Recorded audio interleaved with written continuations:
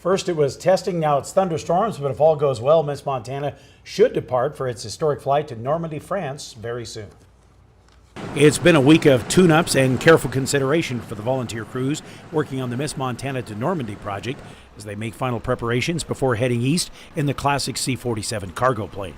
After finally solving a pesky generator problem a week ago, Miss Montana was finally ready to become airborne for the first time in years Sunday afternoon.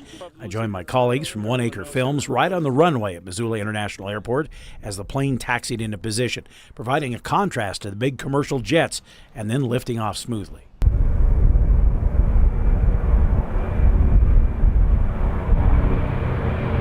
Accompanied by a helicopter getting additional footage for an upcoming special for CBS News, Miss Montana made several laps around the valley to the cheers of the volunteers who spent thousands of hours getting her ready for the trip to the 75th anniversary of D-Day.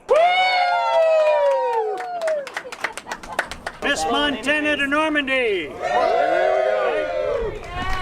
Like, she was just so willing and so ready, and in fact she surprised me. She was off the ground before I was ready. After all this work, I think she was the one that was most impatient.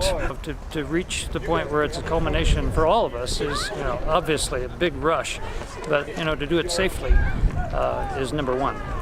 And even with the plane making repeated test flights all week, safety continues to be the highest priority. The team of pilots must become familiar with the aircraft, spare parts must be loaded and checked, and systems checked and double-checked.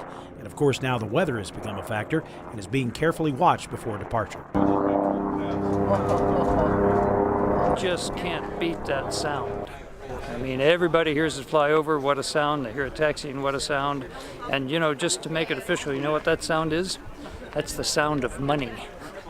Acknowledging that restoring this iconic aircraft has been a labor of both love and loot to make it all possible. Now we're told that the Miss Montana crew is still evaluating the forecast. That's what they were telling me all day today. They're trying to determine the next window for departure. The weather and the final equipment prep means they aren't going to be able to make that big flyover New York City where all the planes are going to gather. That's on Saturday, so they won't make that.